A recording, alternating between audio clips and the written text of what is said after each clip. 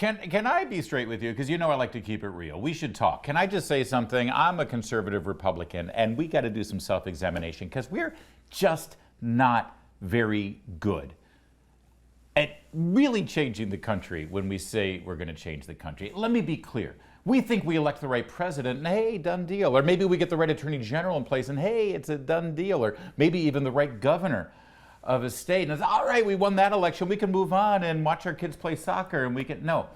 Can we learn a lesson from the left for a minute? Do they worry about just the governor, the president? No.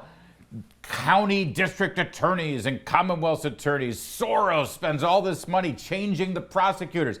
President, attorney general, forget that. What about all those U.S. attorneys? That's how you fix things. That's how you destroy the country. That's what the left does. Why don't we do that? Well, first we got to fix what they broke, and then maybe we can actually do that. Joining us right now is Zack Smith. He's a legal fellow at the Heritage Foundation. His new book that he co-authored comes out next month. It's called Rogue Prosecutors: How Radical Soros Lawyers Are Destroying America's Communities.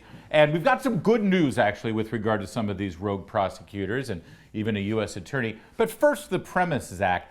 I'm not completely out of left field here. I mean, we don't focus at the granular level the way the left does. They get it.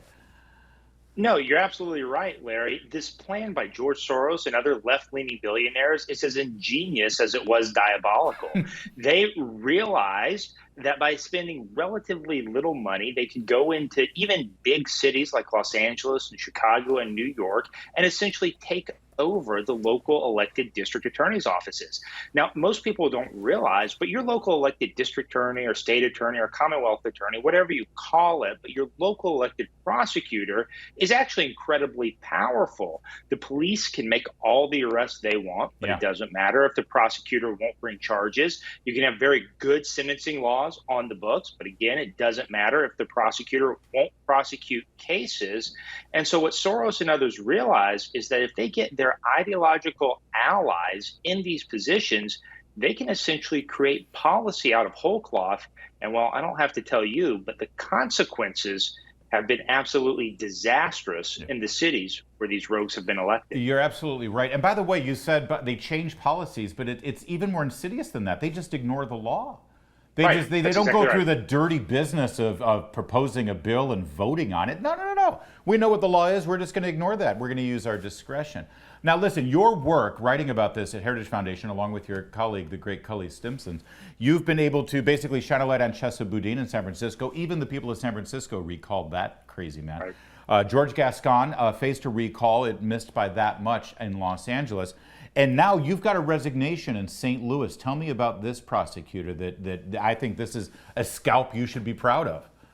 Well, I appreciate that, Larry. You know, we have a lot of work left to do, but you're absolutely right. We have to appreciate these victories when we get them. Kim Gardner, she's a radical Soros prosecutor in the city of St. Louis. Not only has she enacted terrible policies, but she's just incompetent. She actually had prosecutors in her office not show up to hearings for murder defendants. As a result, these murder defendants were cut loose. She's had repeated ethical violations. She's had bar complaints filed against her. She essentially sat by while a retired FBI agent perjured himself in her presence, and she did nothing to correct it. And so she's just been an absolute disaster from top to bottom. But as you mentioned, she's announced she's resigning from office. We also know that Kim Foxx, the radical rogue prosecutor in the city of Chicago, she's not resigning, but she's announced she is not running for re-election once her term ends. And so that's more good news as well. And here locally in the District of Columbia, there's a Democrat primary coming up for Fairfax County and Loudoun County. And shockingly, the Washington Post did not endorse the two Soros-backed incumbents in those Democrat primaries. I think that's a victory, too. Well, things are so bad, Larry. Even those on the left are realizing that these policies just aren't working. I mean, you mentioned it. Even radical left-leaning San Francisco kicked Chesa Boudin out of office. How bad do things have to be that even San Francisco recognizes the horror show that these policies have created? And we're starting to see that in more and more cities around the country. Let's move to the federal level now because, listen, we've had plenty to say about the FBI and the Justice Department under Merrick Garland. But people have to realize that the real damage of the U.S. Justice Department isn't just here in D.C., it's in all the U.S. attorneys' offices. And we saw this headline go by yesterday, and it didn't get a whole lot of attention, so maybe you can help us put some attention to it. Who is U.S. Attorney Rachel Rollins in Massachusetts? Well, she is a radical, dyed-in-the-wool rogue prosecutor. Before Joe Biden decided to reward her and elevate her to be the U.S. Attorney in Massachusetts, the chief federal law enforcement officer in that state, she was the Suffolk County District Attorney, the local elected DA in Boston. While she was the local elected DA there, she had a list of 15 crimes you could commit that she wouldn't prosecute you for. Someone could break into your home, be in possession of cocaine, and resist arrest when the police showed up. And she wouldn't prosecute you for any of those so long as you said you broke into the home to get out of the cold or find something to eat or some other excuse like that. She was such a bad district attorney. When Joe Biden nominated her to be the U.S. attorney, she faced widespread opposition. That's virtually unheard of for U.S. attorney positions. In fact, the Senate split on her confirmation 50-50. And Kamala Harris actually had to cast the tie-breaking vote to confirm her. And I have to tell you, Larry, the Office of Inspector General released a report detailing her time in office. It was incredible, some of the things that she did, not incredible in a good way. Yeah. She lied under oath. She was actually referred for criminal prosecution. She used her position for political gain. And the Office of Special Counsel, which investigates Hatch Act violations, appointed officials aren't supposed to use their offices for partisan political purposes. They said this was one of the most egregious cases of Hatch Act violations they've seen since their office was formed. And so she has, again, been a disaster from top to bottom. But it took an Inspector General's report to force this resignation, not colleagues there in the Department of Justice, not an FBI investigation. I would think that if this were a Trump-backed U.S. attorney who was behaving this way, there may have been a little bit more scrutiny than just from the IG. Well, that wouldn't surprise me, but I think what stood out to me, Larry, one of the things that stood out, Rachel Rollins, again, the chief federal prosecutor, the chief law enforcement officer in Massachusetts, she lied under oath repeatedly to the Inspector General.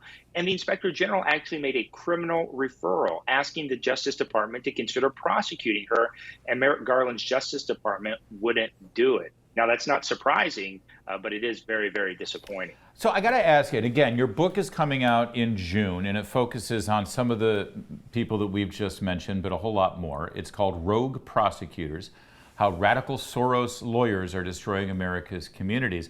So here's my concern for you, Zack. You've got Soros's name right there in the subtitle. I mean, you know what happens if you actually criticize George Soros? You're immediately called a Nazi. I mean, are you going to be okay? Right.